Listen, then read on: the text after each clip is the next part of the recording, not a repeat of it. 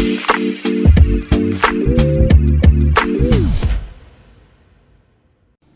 right, hello, and welcome back to another episode of the Chase Thomas Podcast, where I'm still the aforementioned Chase Thomas, coming to you live from Knoxville, Tennessee. Everything School HQ, even though it hurts me a little bit more this week with Tennessee dropping the Tuesday night game to Tennessee Tech and the season from hell continuing on here. First 4-game losing streak for Tony Vitellos and T.S. Bennett UT, but because this is Everything School HQ, softball team right there in the top 10, inching closer and closer to the top 5, and also Tennessee basketball having one of the best weeks, getting Chris Ledlum out of the portal from Harvard to be the starting 4, Jordan Gainey coming in from USC Upstate, Santiago Vescovi returning for his last year of eligibility for the basketball team, so they are now poised to be a preseason top 10, going from just outside the top 25 back to the preseason top 10, because you can't keep down Everything School HQ, even as much as the NCAA might be trying to do so this week with Donde Plowman, Greg Sankey, and Philip Fulmer and Jerry Pruitt, and a lot of who's who in Cincinnati for what's going on with the hearings involving the University of Tennessee. So a busy time here on Rocky Top down there in Tequila, Georgia. My good friend and fellow University of North Georgia alumni, Matt Green. Matt, good evening, sir. How are you? Good evening, sir. You came out hot. You're giving me real Chip Patterson vibes there to start off with. But yeah, man, it's good to be back. I'm glad you're feeling better, dude. When I say, folks, not to get graphic on this podcast. We can stop right there. I'll just say there was no Tuesday night pod for Matt and I because some stomach issues that lasted for my wife, I leaned over. She was like, "Are you potting still?" And I was like, "I'm absolutely not potting right now. That is, it's not happening." What was that term you used? Potting. What is potting? Like podcasting, potting. Oh, potting. I'm thinking TT. I was like, potting? Is that a euphemism? Is there something? Am I missing something? No, potting. Okay. Gotcha. Pod, yeah. Even though it really is podcasting, but that's more common now. But when I was a wee lad and first getting into the podcasting game, it was definitely potting. I definitely think I said potting a lot more. I think potting's more fun to say. It's definitely more incorrect than just saying I'm podcasting, but I've always been more into the potting verbiage than podcasting. Hey, whatever floats your boat. Absolutely. Or finds the lost remote, as Andre 3000 would say. There you go. Matt Green, we can find you on Twitter at Matt_W_Green. Give him a follow there. Follow me in the show at Pod Chase Thomas and Chase_Thomas. More and more shorts and reels and all kinds of good stuff popping out on our social media channels each and every day at Chase Thomas Podcast on Instagram. And follow us there. YouTube, full episodes up on the YouTube page, shorts, reels, all that good stuff on youtube.com/Chase Thomas Podcast. Like and subscribe. And if you're watching right here, go ahead and pause and hit that subscribe button, hit that thumbs up emoji and all that good stuff. So, and of course, you can email us at chasethomaspodcast@gmail.com for any of your college football questions that you might have for Matt and myself. And then, as always, if you want to support the show, the easiest way to do so is to leave us a 5-star rating and a review why you like the show and all that good stuff on your preferred podcast player, and especially if it is Apple and or Spotify. Matt Green, ESPN FPI projections are out. Football Power Index, it's a good one. NFL, college, it's always gets the people going. You're a big FPI guy. I'm a big S&P Plus is probably my favorite. Bill Connolly's S&P Plus is my go-to, but I do like FPI as well. A lot of acronyms. I can't keep up. There are a lot of acronyms. Baseball analytics infested every other sport, so now there's just all kinds of acronyms to remember. And I'm a big baseball guy, and I can't even really keep up. Like BABIP. Like I can get with some BABIP. But batting like average balls in play. Yeah. Yeah, but they. What about FIP, Matt Green? FIP. I don't feel that's fielding independent pitching. Yeah. Yeah. So, And then all the plus stats, they get ERA plus and all these. Like, I think they're good ways probably to measure guys historically amongst each other, but I don't know. It's hard to keep up with all of it.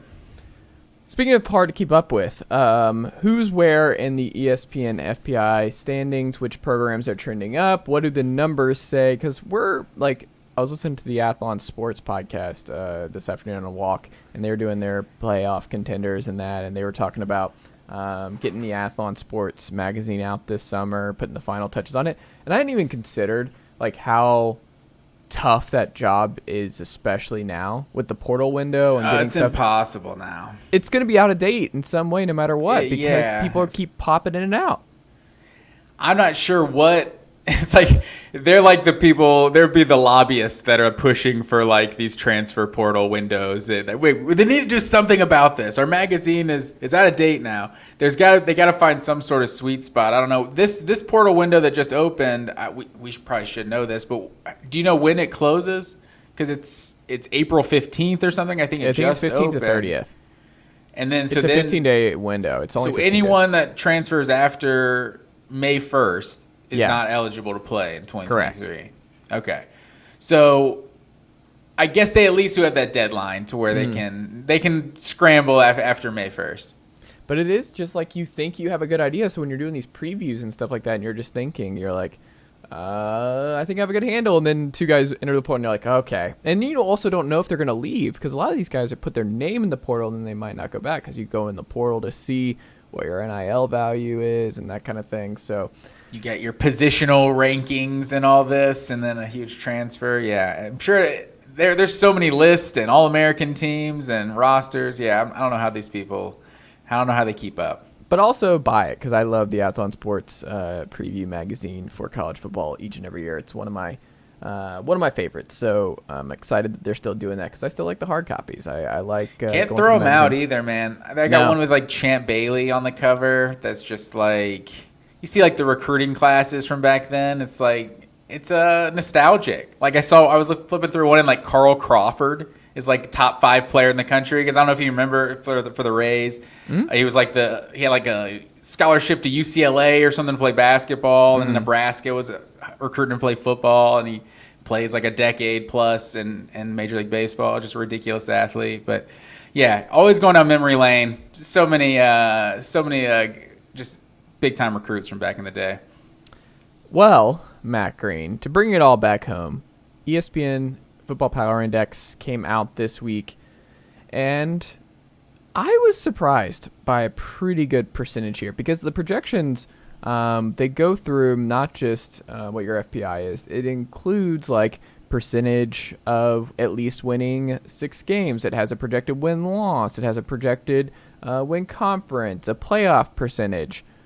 It's all very interesting to me, because I think there are some stuff where I'm okay, I'm here for it, but I think you and I might be on the same page with some of these. And for me, let me go through the top 10 here, and then we can dive into this. Number 1, Ohio State.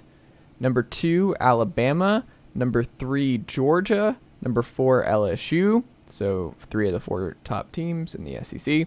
Number 5, Texas. Number 6, we'll Michigan. Be joining the SEC. Yeah.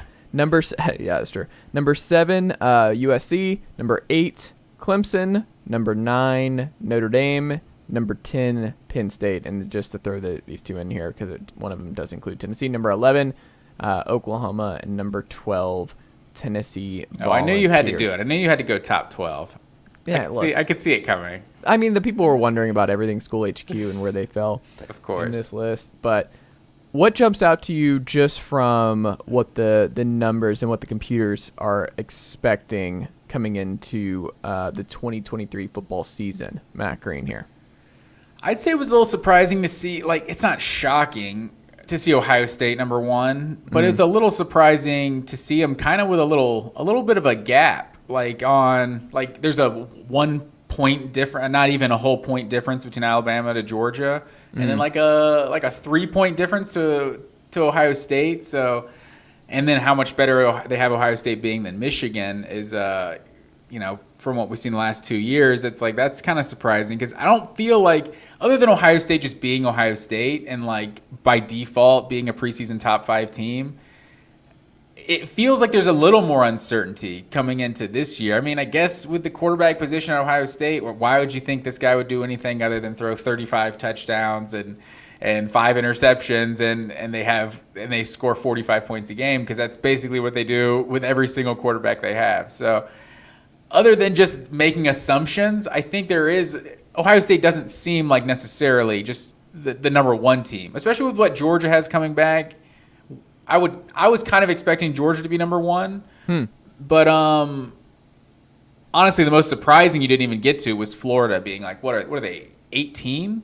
Yeah. Like I don't know how this is calculated exactly, but I would bet a lot of money that Florida's not a top 18 team in the country next year. What is their win-loss projection for Florida? What is it spitting out for?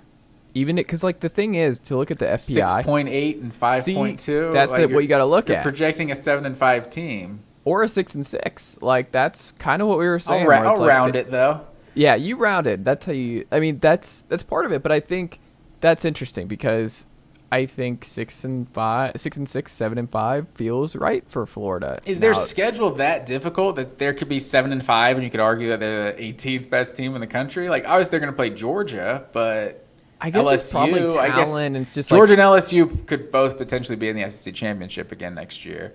Well, speaking of that, LSU only has percentage of winning their division, so you can sort through all these different things. And I was looking at their odds of winning their division.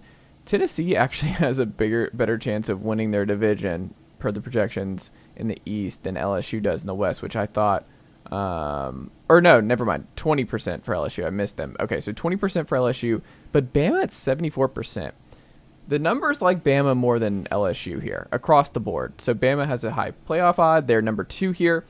I think that's kind of weird, Matt Green, because you and I have our doubts. Like Tommy Rees hire, I think that was kind of uninspired. Kevin Steele, kind of uninspired. Like he probably should be an upgrade over Pete Golding, but like really how much are we looking at here? It's not like the talent like is going to be all that different. I just look at it. They haven't been able to figure out who's going to be the starter. Ty Simpson and Jalen Milroe are going to go into fall camp battling this out. I don't know. You got these Tyler Van Dyke rumors circling. Who knows? Alabama, they looking in the portal? Isn't that weird though? Like, I don't know what LSU has to do to be considered. Like, they won the division last year. They brought a lot back. Jaden Daniels is back. That's something else to mention. Like, the top 3 teams here all are replacing their quarterback. All of them. Georgia, Bama, and Ohio State will all have new signal callers under center going into next year. So I think that's kind of bold to just expect all 3 are the best teams in the country, all 3 going in with uncertainty at the most important position in the sport.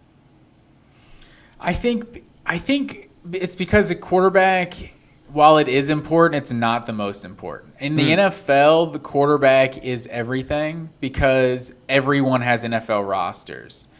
But with college, it's like these teams at the top can just be so deep at so many positions that you can almost plug a guy in and he has just like a minimum.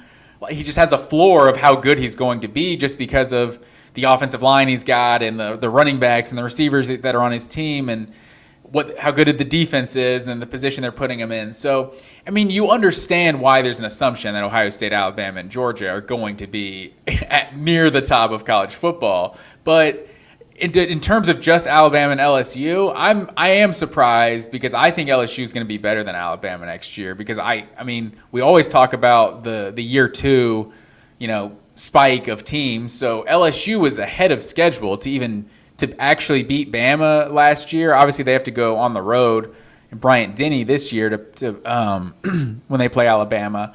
But like you said, with Jaden Daniels coming back and like year 2 of Brian Kelly, like I definitely see LSU being like at worst a 10-2 team.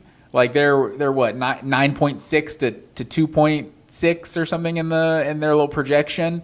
Like 11.1 for Alabama. It's like that's a bigger gap than I would think, especially with Alabama. Those are pretty equal out of conference games to start the season with Alabama playing Texas and LSU playing Florida State. Like neither necessarily has a more difficult or easier schedule. You know what I mean? So it's a little surprising to see Alabama with that much of an edge on LSU. Yeah, I'm just an LSU believer. I'm not buying the Bama stock yet. I'm more dubious of them just bouncing back and this just being a dominating Alabama of old that we saw with the A.J. McCarron years. I have my doubts, but I feel like Bama's getting the benefit of the doubt because they're Alabama and because they're recruiting classes and because of the kind of talent they're going to have there. But I don't know. I'm not sold on the quarterback stuff. I'm not sold on Tommy Rees as offensive coordinator.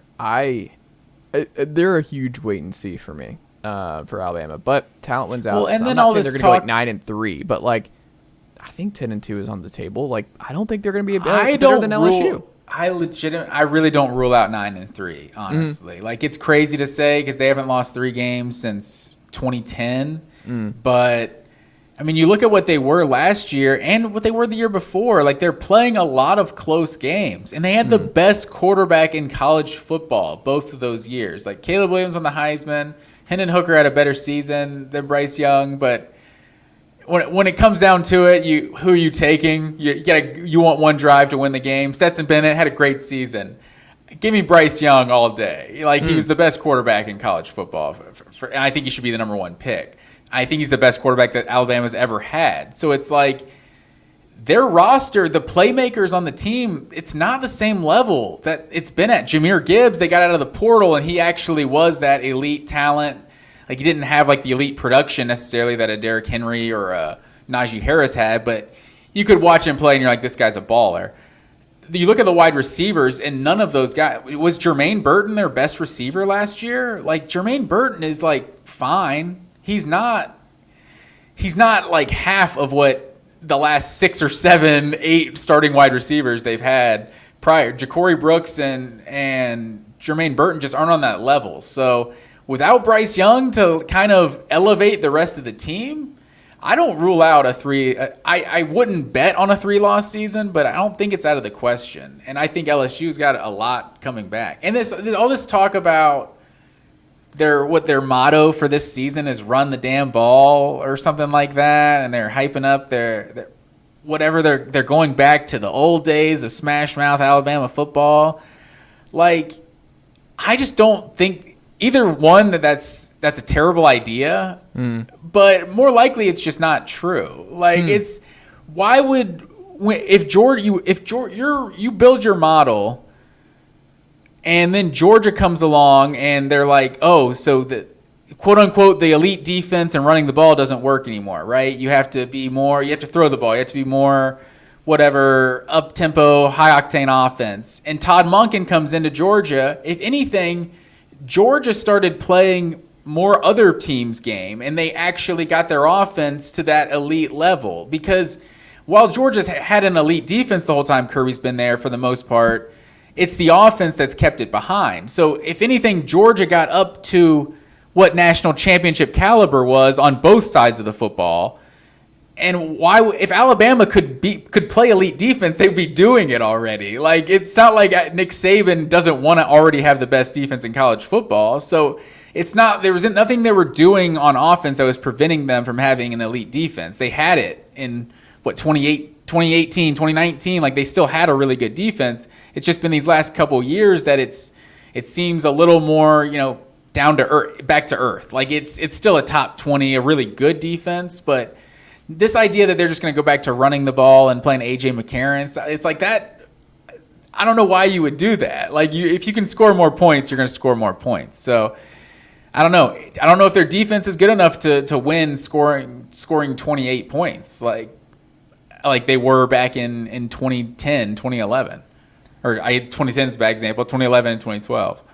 I agree with you. Final thing on FPI that I wanted to mention, they're higher on Clemson. So Garrett Riley I think was a really sneaky good hire, but everything is just coming up Florida State for me. And Florida State has a 4.4 playoff percent chance here. Clemson with 24%. They have been winning the ACC, 50% shot for them, and Florida State down there at 17%. I'm kind of surprised by that because I I think Florida State's going to be better, and I think they're going to be the best team in the ACC this year. I'm surprised that even with the Riley hire, I cannot wait for Florida State Clemson this fall. It's going to be Florida State is going to be the team to watch this year. They're going to be must-see TV because they might play in two of the biggest games just all together. Matt Green, do you remember who they opened with? Yeah, LSU. They opened with LSU. That's two potential playoff teams right out of the gate here. Lots changed in a year. Do you remember how it was last year? It's going to be a very different vibe. It really was. It was like no one wants to win this game last year. This year, it's like who wants to keep their playoff hopes alive and jumpstart this playoff type season? And then you get Clemson, where I don't know. I am very, very excited to see those two matchups, and I'm just kind of surprised that Florida State is not ahead of Clemson in some early numbers and early projections here, because I would place the Noles in front of Clemson right now. And I was actually thinking that when we were talking about who Alabama and who was the other one, like Alabama, Texas, and LSU, Florida State early on, I was a little surprised to see Florida State all the way down there at 14. I do expect Florida State to be one of the better teams in the ACC this year. Or, honestly, a legit playoff contender. And honestly, how it's such a bummer that Georgia, Oklahoma got canceled this year. Look at some of those out of conference games we have. Like in the first 2 or 3, we could have had Georgia, Oklahoma, Ohio State, Notre Dame, Alabama, Texas, and then LSU, Florida State. Like even Florida, Utah is that's another solid. Not on the par with those other ones, but it's a bummer that we missed out on that one. But a lot of good out of conference games early on. For sure. Matt Green, were you surprised Sark named Quinn the starter this soon?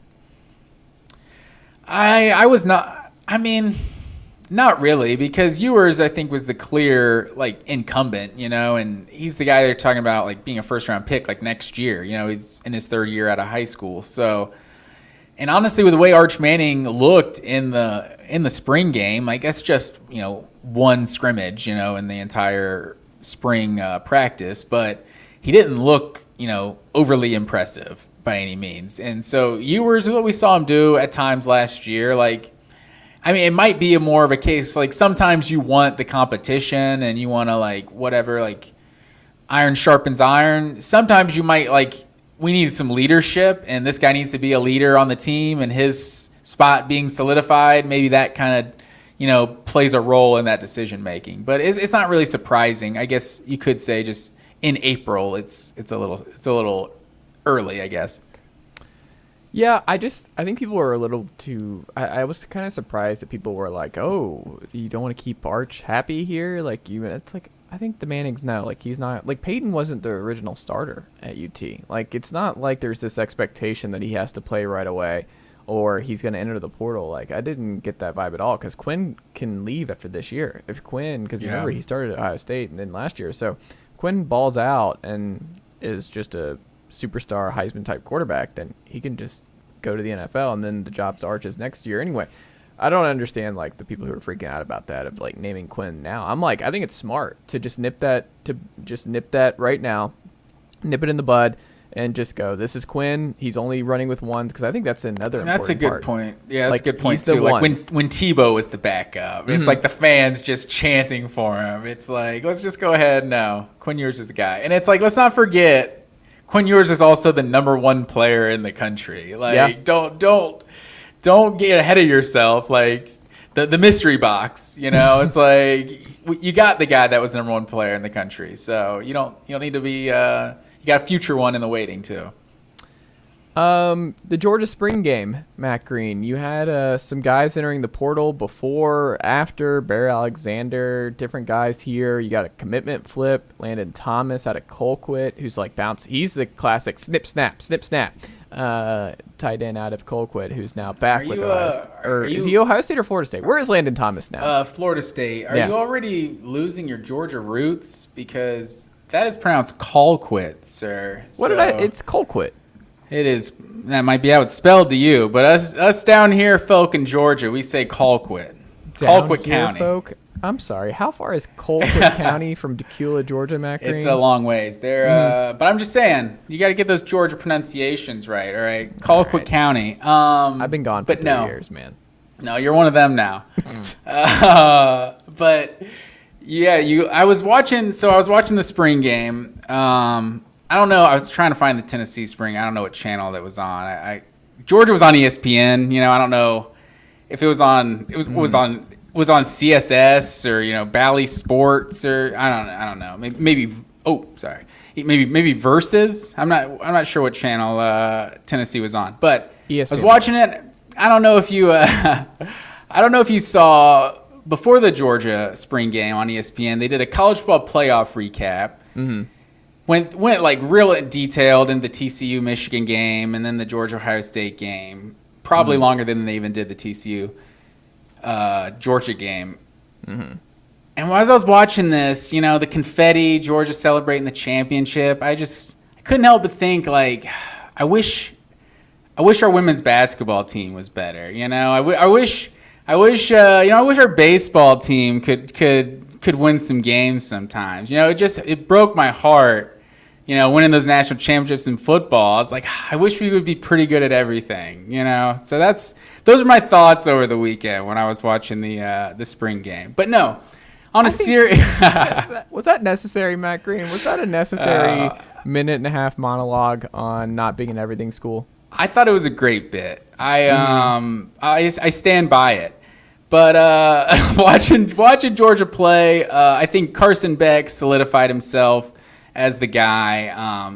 People obviously were talking about Vandegrift in the portal, and I think you were talking about Georgia portal issues. And well, Vandegrift's going in the portal. He's just waiting to get the full year. Like, that's the whole thing. It's like he's not going to learn a new offense and be thrust in. I don't think a lot of guys are going to make the jump. But why do we know Vandegrift is going to go to the portal at some point? Well, whoever loses this job, like if Carson Beck flames out or whatever, then he's in the portal. Like, it's why can't Carson Beck throw 30 touchdowns, 7 interceptions, be second team all SEC, and put his name in the NFL draft? No, he's coming back. No, he's doing back-to-back years. How do we know? I mean, this guy's he's supposed to. I mean, he's got prototype size, like 6'4", 220 or something like that. Like he's well built. Gunner's out. If he's out in a year and then Brock takes over, then it's Gunner who's out. But Beck, I mean, he's got the prototype size and he's supposed to have a great arm. So it's like Carson, and he's has decent athleticism. Like he's not a statue.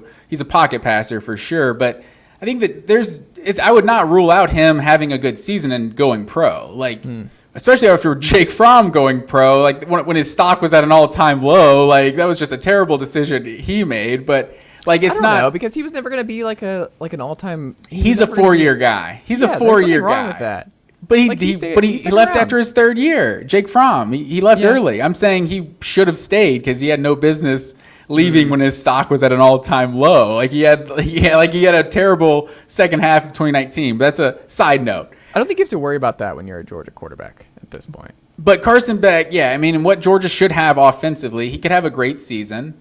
Vandegrift could get, honestly, with how athletic Vandegrift looks, I guarantee he gets some snaps as like a little dual threat, direct snap type stuff. You have another foul time Bauta on your hands, Matt Green? Maybe. We can only hope. So Vandegrift could be kind of a part of the team in like a very small capacity. Beck has a good year, goes pro, and then Vandegrift's the starter in 2024. It's like that's not out of the question.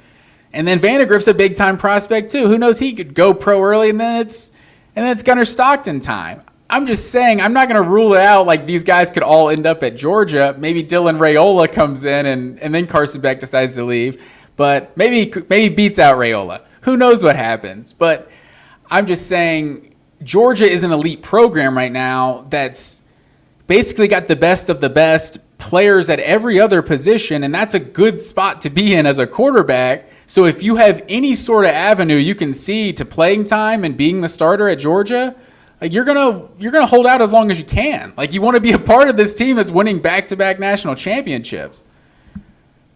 Yeah, but we'll see what happens ultimately. It will all play itself out. But in terms of the spring game, Carson Beck looked really good. That little 87 run around returning kick sixes and stuff. Muse, I think was his last name. I walk on. Yeah. balling out, having a day. I mean, what was your strongest takeaway from the spring game, Matt Green? What were your eyes and what were you focused on?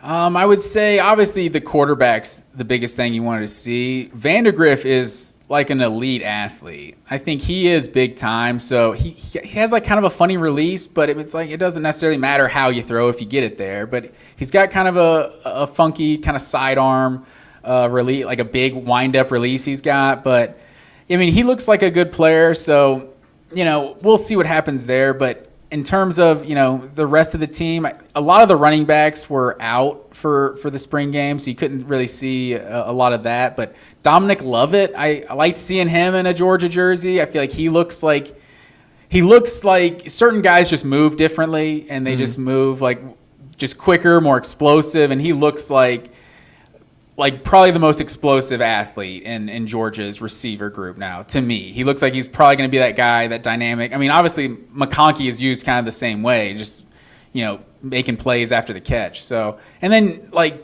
you got to see Brock Bowers, and Brock Bowers he's just the man. So, there's going to be a lot of weapons on offense. It was good seeing some of the freshmen, like Xavier Sori, I know was a guy, he came in, I want to say that's the 2021 class. Him and Smile Mondin were both 5 stars coming at the same time. And he kind of seemed like one of those guys that was developing into like a portal candidate. It's like just Georgia with so many good linebackers and but he's gonna start, recruiting right? Freshmen. No, because, I mean, Mondin and no, I'm saying Dumas Mondin Johnson was going to start, right? Yeah, both of them are going to start. Yeah. They're back this year. So I'm saying Xavier Sori was one that Okay. people kind of, even though he was a 5-star, I think he was ranked higher than Mondin. They were about the same. I think he was one that, and then this huge linebacker class they brought in these 3 freshmen in this one. So he was kind of one of those guys that people were speculating, and he appears to have taken like a step up and might be like that solid 3rd inside linebacker, kind of when like they had Quay Walker and Channing Tindall and Nakobe Dean all at the same time. So, who knows really, how that depth chart is going to play out, but it's a loaded inside linebacker group, like per usual for Georgia. And then Sam Mpemba was a true freshman 5-star that I think he's ranked number 26, which is just a weird number for like a pass rusher. Just looked very strange out there. But that dude's he's an athlete for sure. I think he 5-star edge rusher. So, we'll see what happens. But Tyke Smith, I'm hoping, the West Virginia transfer that Georgia hasn't gotten a lot out of in the last couple years. He's looking like he's going to be the star position because Javon Bullard is going to move into that Chris Smith spot at free safety. So maybe Javon Bullard and Malachi Starks as the starting safeties, and then probably Tyke Smith at the star. But that other corner, gonna be fine. That other corner they moved spot, Bullard, right? They moved Bullard from star to safety. Yeah. So and that's what I'm saying. Tyke Smith is probably going to be that star, and he tore his ACL his first on year. One corner, and who's going to be the other corner? And then that's the question that really the biggest, I guess, kind of the only question mark on the defense is who's going to be that opposite corner. Maybe Dalen Everett, maybe Nyland Green. There's someone else, maybe who they've been hyping up recently. Humphrey. I'm blanking on his first name. Number 12. He was the one that was the Florida commit that flipped to Georgia. What about Smoke Bouye? I did see him out there, but I mean, I'm not sure what impact he had. I didn't get a good look at him or anything. Okay, there you go. The Tennessee side of things, Matt Green. I know you said you were watching it. You had a bookmark, so you joke about ESPN Plus for the network game, but people were dialed in, and it wasn't just you. I think it was on Jefferson Pilot. I'm not sure. Aaron Murray out here saying Joe Milton is the most talented quarterback in the country. Damn good dog out here hyping up Joe Milton over Carson Beck or Brock Vandagriff. Like it was an interesting time this week on the Twitter sphere and keeping up with who's saying what, Matt Green. But watching the game, say Joe Milton's definitely more physically gifted than those guys. I think everyone would agree with that.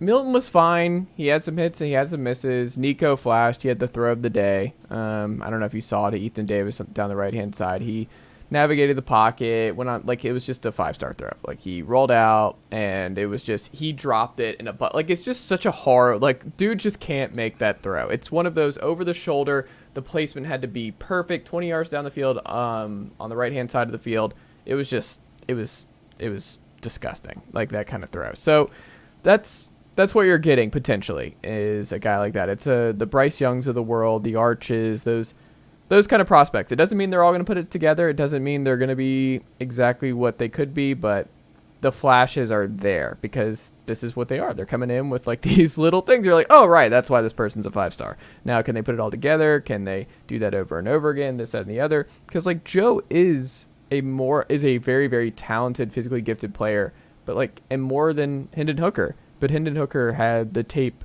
study. He had the leadership qualities. He had the escapability in the pocket, knowing when to get out of the pocket, knowing the offense in and out.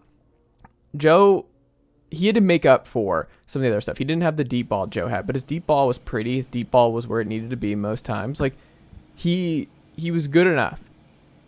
I get a lot of Jamarcus Russell vibes from Joe Milton. He's not really Jamarcus. And that's not to say negatively about Jamarcus Russell's, like, quote unquote, whatever character issues he may have, but just, like, as a player, like, that, just an absolute cannon and, like, some mobility, but he doesn't really want to run. No, and I think we saw it a little bit in this game. He's lost some weight to maybe make him do it more, but I don't think that's how he's wired.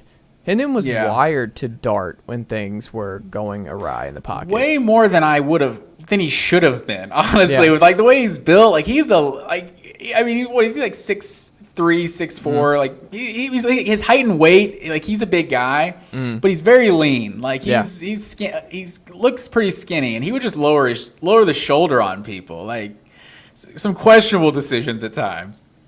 Well, Joe doesn't really bad do respect. that. And a lot of receivers, like, there were so many guys out. It was just like Chaz Nimrod and Caleb Webb out there. Ethan Davis, the Collins Hill product, flashed. True freshman, 4-star tight end. But then he proceeded to break his collarbone in the game, so he's out for a month. Tennessee is just so thin at the tight end spot. They've got 3 guys that will be playing. Defense, they rotated a bunch. Running backs, they're going to be loaded. Like Cam Seldon, the true freshman, he's got just superstar written all over him. He's just a 4-star running back out of Virginia who was in a super small school. A lot of people didn't know about him, and Tennessee was an early eval win on him. But he had this run at the middle where I'm like, oh, this dude's going to play, because he's like they don't know what to do with him yet. Like, is he a receiver? Is he a running back? The Kadarius Toney, Percy Harvin type guys with this group. So I'm excited to see what he is. Cordero Patterson is lofty comparisons right there. Well, people want Cordero. Like, that's the common one here in Tennessee because it's just that kind of player. But we'll see if he matches up to it. But again, true freshman, but he's gonna be good. The offensive line, like, they haven't gotten the right tackle spot settled. Left tackle, it's hopefully gonna be the transfer from Miami, John Campbell. But if the tackles are bad, and you don't have Darnell Wright on the right hand side, and the left tackle spot is not solidified, and Joe is not the maneuver in the pocket connoisseur like Hendon is, if things do break down, I'm just concerned that it's going to be bumpy. I think the offense is going to be worse. I'm not going to say that it's going to be bad, because I think it's impossible with Josh Heupel's scheme to be bad, but I do think it's going to be a step back, and I think it's going to be a far more frustrating year for Tennessee until we get to the Nico year. So when people are like they're a playoff sleeper or 8 to 9 wins is the FPI, like 12th best team in the country, I'm not really there. I think there's going to be a change at quarterback. I don't believe that Joe's going to make it through the full year here. I think the pressure's going to be high. Nico's going to be there. You saw the flashes. The fans are going to be tough when they struggle at home, and we'll see what it looks like early. But if Joe drops the Florida game on the road to this Florida team, and then you're on the ropes, or you're going back and forth against UTSA at home the following week, I mean, it's going to get interesting in a hurry. I don't think it's going to be like the year last year where Tennessee was right there. They control their own destiny to make the college football playoff in late November. I have a hard time believing that's going to be the case, and I think the offensive line's worse. I think you lost a lot of NFL talent with Cedric Tillman, Darnell Wright, Byron Young, just Hendon Hooker, just name after name, Jalen Hyatt. I think the receivers will be fine. I think they'll still be really good. I think the running backs will be better than they were a year ago. I think the offensive line takes a step back. I think quarterback takes a step back. And that's just it's just not a playoff team. I don't think this is a playoff team, and I think the defense will be better. Like, I think that's the big thing, is the defense has to take a step. You have a lot of, like, this last class was just defense, and you got to see some progress on that front. But we'll see. But my gut is just, hey, beat Georgia at home, and let's start the party early with Nico under center our freshman year. I don't know. Everyone wants Joe Milton to work out. I just don't believe it. I think that honestly might be a blessing in disguise if they went like 8-4, 9-3. That's like, let's bring the expectations back down a little bit. Like, we're back to being good. Like, we're not trying to just like win national championships now. That's not where we're at yet. But honestly, I think anything like 8-4 or better that included a win over Georgia, I think is a success. Yeah, it's just like, don't lose to Florida. If you it's lose like a to 9-3 with that marquee win. Feels great, because that's all it comes down to, really. It's like it's the big games. Like, if a season can just feel a whole lot better when you go undefeated against your rivals or something like that. Like it, or a lot of Mark Richt seasons where you're like, yeah, we went 10-3, but we lost to like the three most important games to the teams we cared the most about beating. So, we'll see what happens. There you go, Matt Green.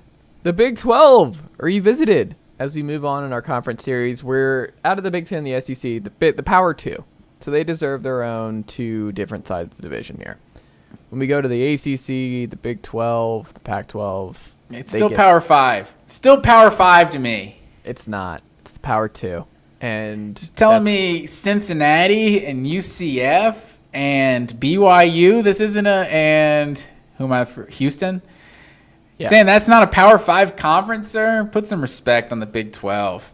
Well, TCU just beat that team that came out of the Big 10. Yes, they did, Matt Green. But those two, the top four again, like, no one's talking about that. The top four expected: Michigan, Ohio State, Alabama, Georgia. Like, that's basically what it was last year, right? We ended last year saying the four best teams were probably those four. Like, probably the best four. How is TCU not one of the four best teams last year? We don't have to relitigate this. I'm not doing it. They beat Michigan. I'm saying you play the game 100 times. Healthy Blake Corum. And they might win 51 times. Who knows? Maybe. The Big 12, though, Matt Green. Who overachieved the most? Is it the obvious TCU, or do you have another team in your mind here?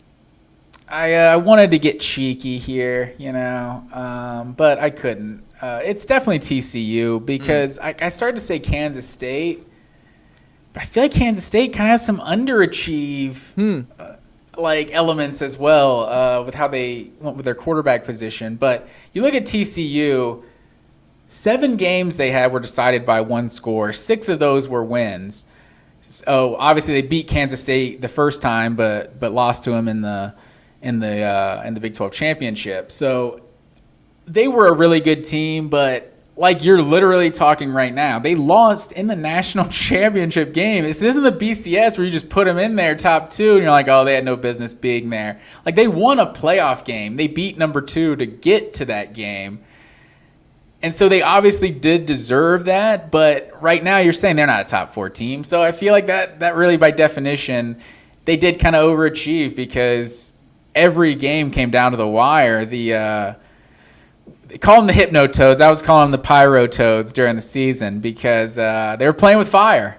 And every week they just found a way to win, except for the Big 12 championship. But, I think you'd have to say TCU overachieved because what are the expectations? Like, they're probably like preseason, like 4th or something in the Big 12 next year. Like, no one's going to propel this into them being like the best team in the Big 12. I think that's probably right, Matt Green. I think they overachieved, but it's also like you had a Heisman quarterback, you had an elite offensive mind in Garrett Riley, and we'll see what the downgrade going from Riley to Kendall Briles is. Cindy Dykes, a lot of success. They had a lot, like, he just pushed all the right buttons. Like, you had a great defense, you switched that up a little bit, you embarrassed Texas again on prime time, which is what TCU loves to do year over year. But I don't know if it was. I guess they are the overachievement team because, like you said, they freaking made the college football national championship game. Yeah. Like, that's probably not happening again in our lifetime. I feel comfortable saying that TCU will never make the college football national championship again. Like, sorry, Horned Frogs, but like when we go to 12-team playoff and expand even more, it's just they're not going to have the players. Look at the recruiting classes right now and look at what they're going to end up doing. The enrollment's too small. They're not doing that year over year. That being said, Matt Green, I think I'm not putting it past them because of the advantage of an Oklahoma, Texas, LIS, Big 12. Like, they could become one. I mean, they have like Gary Patterson has a statue, you know, like for what he did in the 2000s to 2010s. Like, they were a really good football program. So, I mean, in Dallas, Fort Worth, like, I'm not going to rule out TCU. I mean, obviously it's going to be a long shot to ever make another national championship, but there's no reason that they can't be one of the, you know, perennial contenders to win the Big 12 every year. Here's the real answer. It's the Kansas Jayhawks, who had an over-under of 2.5 coming into the year. They went bowling, Matt Green. I don't know how we don't go Kansas. Lance Leipold got an extension. He got the flirtation from Nebraska, Wisconsin. Like, his name was popping up in huge jobs. Dude staying in Kansas. He pulls Bill Snyder's son, the Kansas State legend, the Snyder name, just dominating the Little Apple. They move over to be his like special assistant or executive associate, his consigliere, basically. For assistant to the regional manager. Yeah, basically that.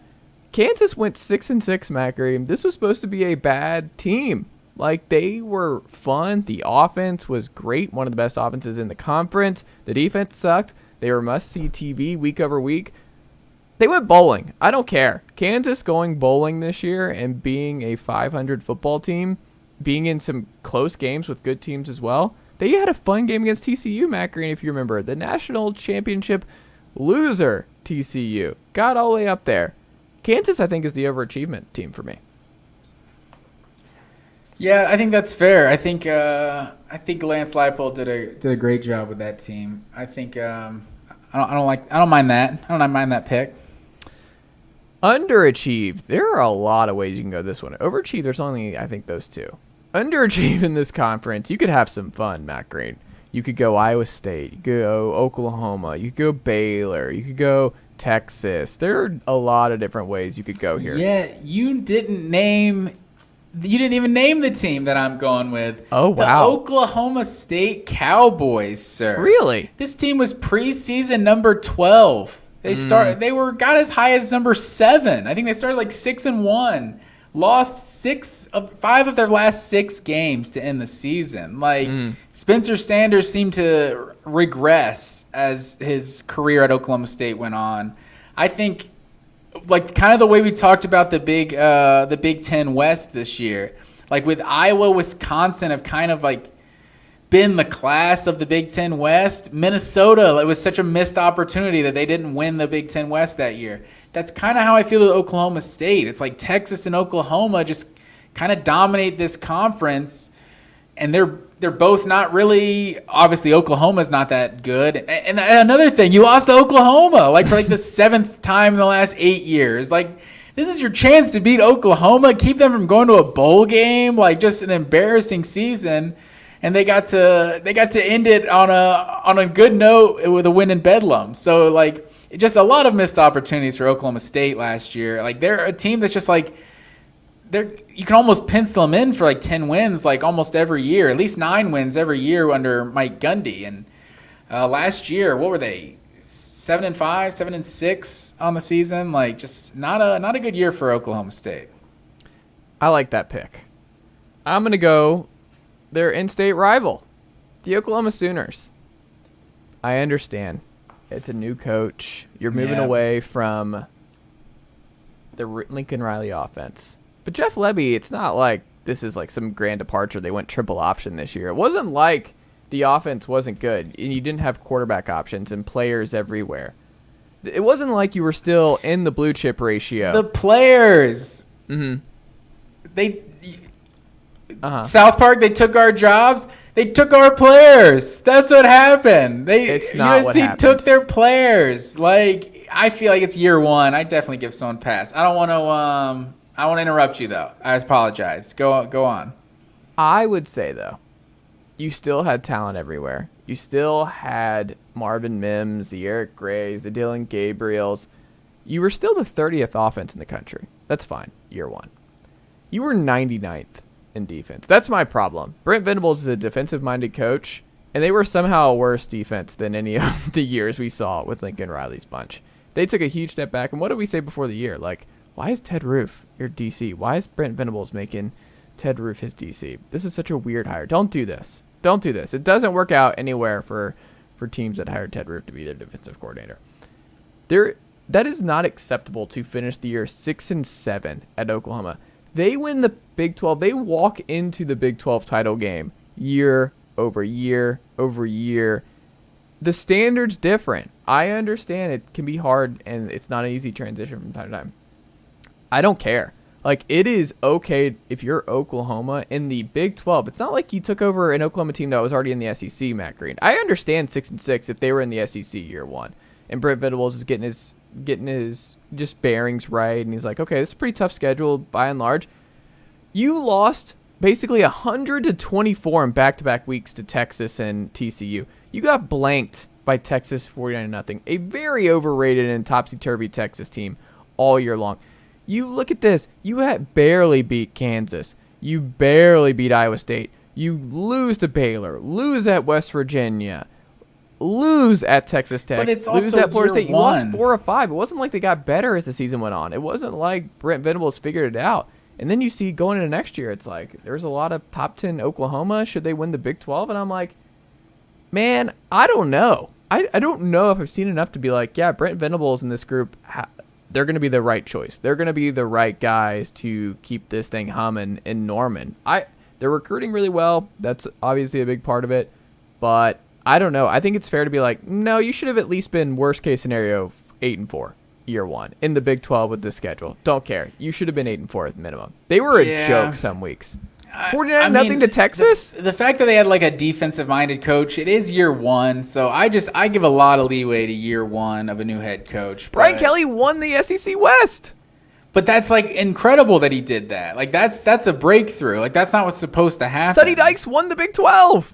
Like that's not supposed to happen. Like a lot of coaches. Oklahoma. You could have argued Kirby that they were in a better Smart situation. lost to Vanderbilt. Like things happen. So I don't make too big of a deal about year one. But to have a defensive minded head coach and you're just giving up like 49 points, like what 4 or 5 different times in the season, like I don't know. They were 99th in the country in points allowed. Like it was definitely bad. But I don't know. I just give a little leeway for year one. Best game. Mike Gundy's a man. And he's like 5 years old or something at this point. I know he was 40 at some point. But he's been there for a long time. And it's no excuse for him.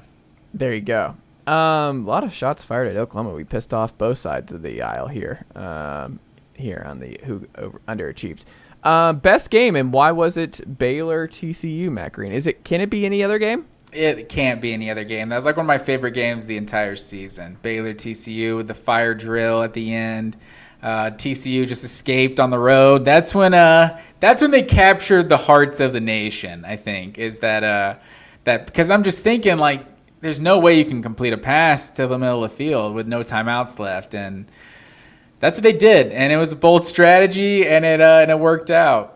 Baylor not going for it, too, to ice the game. Like, just some real loser mentality from the Bears here. It's like, you're not playing for anything, man. Like, you're going to go to a bowl, but, like, you're not playing for a national title. You don't have to play it safe.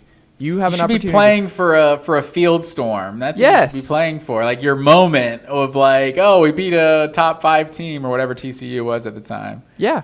I mean, I don't think people will, like, it's one of those you have to go back and watch, because I remember in real time, you and I were texting where I was like, no. Because, like, remember, Tennessee folks were locked in very, very heavily, and I was trying to tell my uncles the whole time and my family, I'm like, look, TCU is not going to be the roadblock to Tennessee getting into the college bowl playoff. I'm just, until I see it, I'm not believing that was going to be the case, and it wouldn't have been the case, Matt Green, because ultimately TCU lost in the Big 12 title game to Kansas State anyway. You think Tennessee gets in the playoff without a loss to South Carolina? Yeah, I think they get it over Ohio State. I guess with Georgia being the one loss, that's fair. Yeah. All that being said, them getting on the field and just kicking that field goal is one of my favorite college football moments the last couple of years. Like, it was just insane that they were able to do that. Like, it was one of those where you're just like, you sit there for 5 seconds where you're like, what just happened? Did they actually just pull that off? Because you thought it was over. And you just don't see that very often with the kick and the clock actually running down and having to get it off. So it was awesome. Yeah, that was definitely the best game of the season for me. Matt Green, should these fans expect the 2023 results most, or 2022 results most years from the teams we have not talked about here? So Iowa State goes 1-8 in the Big 12 this past year, 4-8 overall.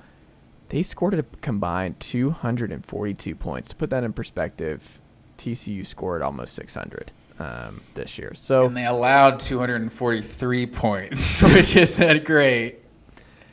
Matt Green, I mean, if you're not Iowa State fan, are you just like, Matt Campbell really waited too long to get out of Ames? Maybe he's happy and that's just it. But are they quietly going to be in the dungeon? Is it NIL stuff? Are they going to struggle to keep guys? Are they going to continue to struggle to just make this all work? Or are they just always going to be a blip team where they're going to have a Brock Purdy every now and then they're going to be 9-3, 8-4, the Breece Halls of the world, and then they just go back to 3-9, 4-8 most times? Like, I mean, should Iowa State fans accept these kind of really bad down years every now and then? Yeah, well, just making generalizations because we don't know Matt Campbell, as a person. Maybe he's just happy in Ames, Iowa, like all that. But it definitely feels like the definition of overplaying your hand. Like, yeah, you were good. People liked you. You're the upstart program. But Iowa State, I think, had a ceiling, and that ceiling was playing a competitive Big 12 championship game, right? Like, I don't even know if winning the Big 12, but getting there, like, they could do that. So, yeah, I mean, they're a team that's like a program that's had their awful years, but they've had some like decent years also in the last 20, 30 years. So, they definitely don't expect to be at the bottom of the Big 12, but obviously somebody's got to finish down there, and Iowa State is not going to be on the upper half. No, they are not. Baylor, on the other hand, I want to throw this at you: 6-6. They lose 4 straight in the year, 4-5 in conference. I think this is a big year for Dave Aranda in Baylor country. You bet on Blake Shapen over Gary Bohannon, who moves on to South Florida, and then Blake Shapen, I think, got worse than what he was a year ago. He was just flat out not good for most of last year. Should Baylor fans expect most years to be around bowl eligibility, and then you have the every now and then 9-3, 10-2, or do you think they have grown past that and actually should have a higher standard of what a down year should look like in Waco? I would say this is probably like about the floor. Like, this is definitely not what you want, but I think the you still make a bowl game. It's like that's what Baylor should be. But yeah, I don't know if you accept that. I guess you do as a program of like, yeah, we can just be good once every like 3 or 4 years. Like, maybe that's good enough. I don't know, but I don't think there's any reason why Baylor can't be like consistently in the top half of the conference. Like, we saw what Art Briles where they were as a program at that time. Obviously, off the field stuff, too. Not. Yeah, exactly. So they've had years where they're a really good team and finishing top 10 or so. So I think there's no reason that like getting to the Big 12 championship wouldn't be a reasonable goal for them to have every single year. That's fair. West Virginia, 3-6, 5-7 overall. Miss a bowl game. Most people thought Neil Brown was going to get ousted, and Neil Brown did not. Matt Green, has Morgantown lost its luster? Are they just kind of a 500 to below 500 program year over year, or do you think that this is a program that can be a lot more, and they haven't found the right coach and need to get back to that run and gun, smoking musket, fun, Steve Slayton, Geno Smith, Pat White type offenses to get this thing cooking again? Well, it's like, this is why I struggle with our little superlatives we do of under what am I trying to say? Underachieving and overachieving. Underachieving. There you go. Underachieving and then like just disappointing. Because West Virginia definitely was the most disappointing team last year. Like got JT Daniels, like, oh, Graham Harrell, like, this could be something special offensively.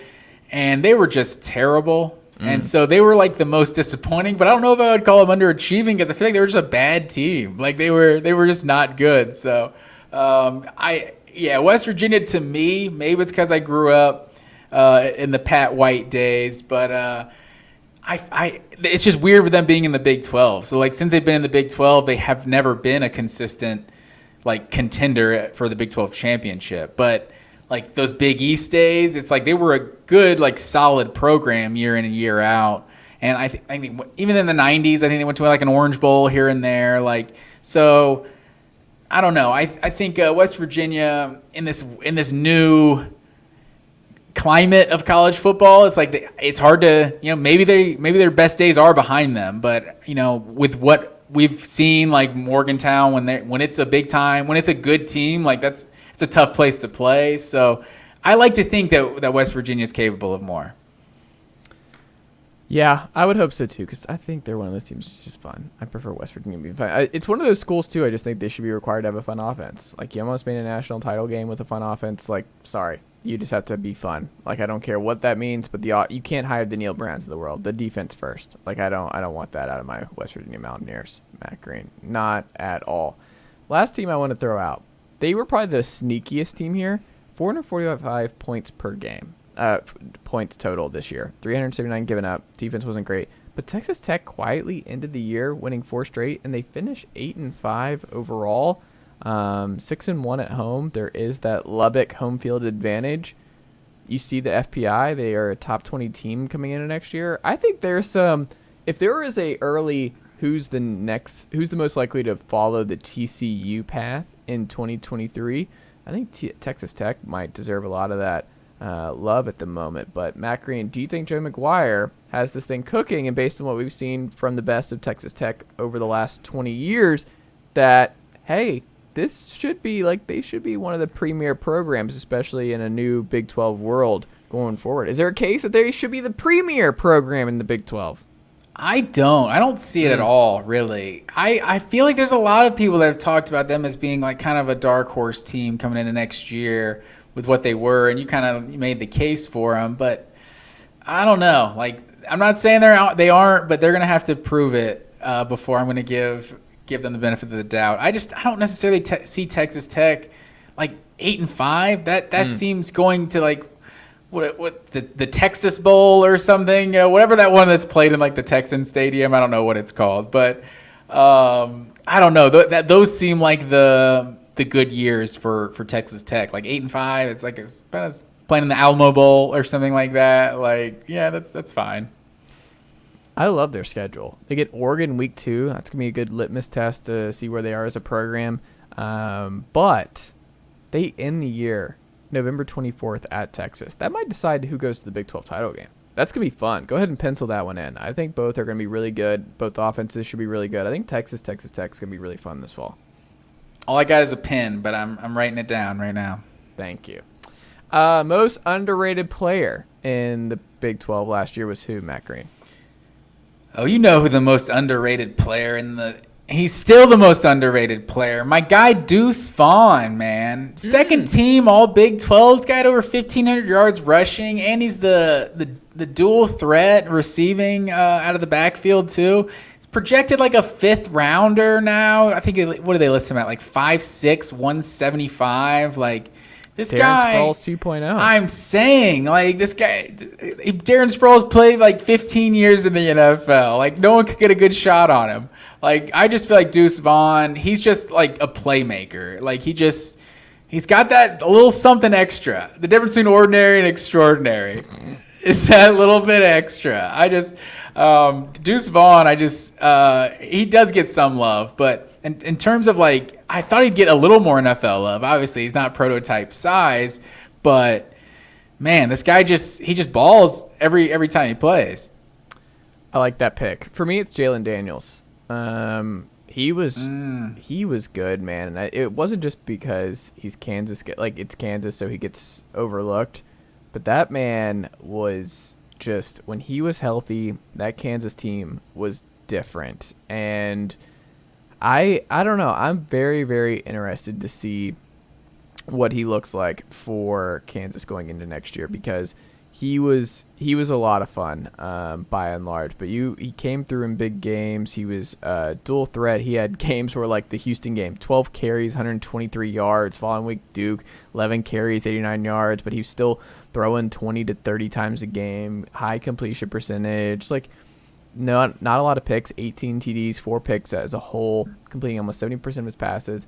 I don't know, man. I think Jalen Daniels, and he is just kind of a difference maker, and he's back here for Kansas next year. I'm very excited to see what Kansas looks like, and what they can build off what we saw last year in Lawrence. So Jalen Daniels, I think, was the most underrated player people did not know was just an awesome quarterback in the conference.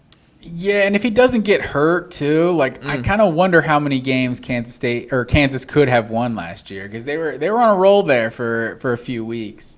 Also, I want to throw in Will Howard too. Just making it all a Kansas State love fest. That's why it's I started to say Kansas State was kind of underachieved because of the way they mismanaged the quarterback spot. When they went back to Taylor Martinez after Adrian Martinez. I got all the Martinezes confused. After they went back to Adrian Martinez, after Will Howard had his good game, then when they finally went to him full time, like this offense was completely different. Like 15 touchdowns, 4 picks, like win the Big 12. Like Will Howard, I think he could be one of the best quarterbacks in the Big 12 next year. I think that's true. Most overrated player in the Big 12 last year was who? Not Green. I got another two-parter here. So my first answer, the one I want to say, if you would ask me this like a month ago, Xavier Worthy. He was second team All Big 12 last year. We all know about like the speed, like he's big time recruit, like 5-star and everything, but he just dropped a lot of passes last year. Like there was just way too many drops to be considered that elite receiver that he kind of is. But supposedly he played last year with a broken hand. And if you got a broken hand, I imagine that makes it a little difficult to catch a football. So I don't know when he broke his hand, if it was, what game that was. But maybe we should give him a little slack. Maybe he could go right back to being kind of what he looked like he was going to be as a true freshman. Because he was a baller as a true freshman. And I was a little disappointed with him last year. But also I think Quinn Ewers. So I think Quinn Ewers might be the most overrated player right now today. Because there's kind of this narrative that he got hurt and then the whole season, went to shit. It's like, if Quinn Ewers is healthy, maybe if he stays healthy in that Alabama game, they beat Alabama. Like with the way he was playing in like the first quarter, I can definitely make that argument. I've made that argument myself.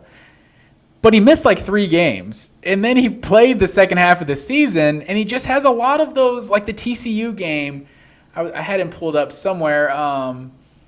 17 of 39 for 171 yards, 0 touchdowns, 1 pick. Like he just had a lot of those, 58% completions this year. Like he just 15 touchdowns, 6 picks. Like he's a redshirt freshman, so he's not supposed to be a finished product, but I feel like we kind of talk about him like he's a known commodity and like he's clearly like a Heisman, finalist. Like this guy, he's going to be number 1 pick or whatever pick behind Caleb Williams and blanking on North Carolina quarterback. That's your Drake guy. May. How are you blanking on Drake I'm blanking on his name.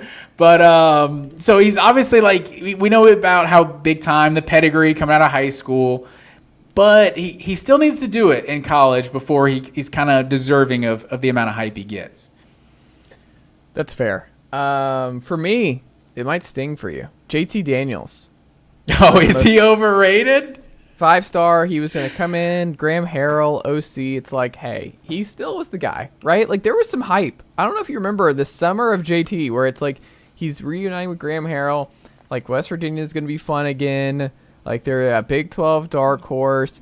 He That's did what I was lose saying. the job to Stetson. It was more of an injury thing, and then Stetson was just so good he didn't get his job back. Because, like, he was okay. Like, JT Daniels did not struggle in Athens. That was not the issue for JT. He really did. Yeah. It was like an injury situation that prevented him from just maintaining that job. It wasn't a play situation.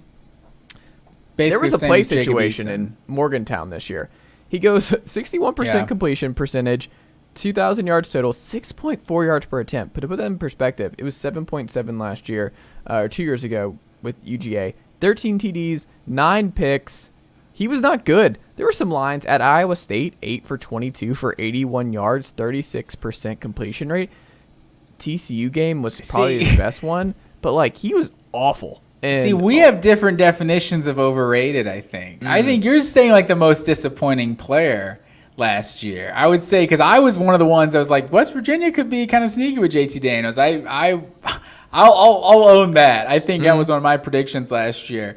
But this man's at Rice now. Like no one thinks he's good anymore. Well, I'm saying he was overrated based on what we saw going into last year, because people thought that, hey, he was going to be fun and this was going to be a really interesting, fun West Virginia football team, and they were not fun or good. And JT Daniels was bad for most of the year. So, and then like you the said, backyard that's why he's at Rice. brawl. The backyard brawl was a lot of fun against Pittsburgh, and that's basically where the fun ended. Speaking of the fun ending, our last question here on the full ride here on this Thursday evening, Matt Green. Most difficult spot for this coach in 2023 is who? Who do you think's going in with the just most uncomfortable coaching position? Well, it's kind of, I mean, it's hard to say because Sarkisian has by far the most pressure, right? It's kind of like a Ryan Day situation. He obviously hasn't accomplished half of what Ryan Day has at Ohio State, at Texas, but it's like they're kind of talked about like a known commodity, like Texas, but they're kind of talked about that every single year, like that, yeah, Texas is going to be in the Big 12 championship. So there's a lot of pressure, I think, especially when Oklahoma appears to be down, that like TCU just played for a national title. Texas Christian University has played for a national title. We've never even made the playoff. Like, I think there's a lot of pressure at Texas. I think this is what makes Texas the job that it is it's a pressure cooker. And if they don't win the Big 12, if they're not in the Big 12 championship, I think this season is a failure for Texas. So I think the pieces are there to do it. So it's hard to say he's in a bad position because it should be Texas's time now. But if they don't get it done, I think there's a lot of pressure turned up, or the temperature is turned up a lot in 2024. I think Sark's the best answer here, but I also think Dave Aranda deserves a shout out. Like, I think Dave Aranda needs to have a good year. This is a critical year 3 for him, correct? Isn't this year 3? Is that right? I can look that up. I think it's year 3 for him. He hasn't broken through yet. He had the good first year with Grimes as his OC, brings him in from BYU after really bombing with Larry Fedora. So this will be year 4 next year. This will be year 4. Okay. He's 20-16 overall, and it kind of speaks to what we were saying before, where it's like, this is, I mean, you went 12-2 2 years ago, great year. Finished top 5, like that's big time. But then you went back, and the first year, the COVID year was a nightmare. 2020 was 2-7. I'm just curious what he actually is as a coach, because he's all over the place to this point in Waco. So I'm curious what Baylor fans are thinking about Dave Aranda, and if he has another down year. That's 3 of his 4 years in Waco are average to subpar, and I don't know if that flies in Waco anymore. Like I said, year 1, you throw out year 1. Year 1 being the pandemic 2020, like you might as well forget that it ever even happened. Yeah. Like that's such a weird position to be in as a first time head coach as well, to have to coach through 2020. So they went 12-2 in 2021, and then obviously the 6-7 season last year, huge step back. But I just don't feel like there's that pressure at Baylor that like he has to show something next year. Like if they go 8-4, what are they gonna say at Baylor? Like, there's gonna be zero hot seat talk. Like, they'll be fine. Like, what if they go 5-7 or 4-8? Yeah, that would definitely change the conversation.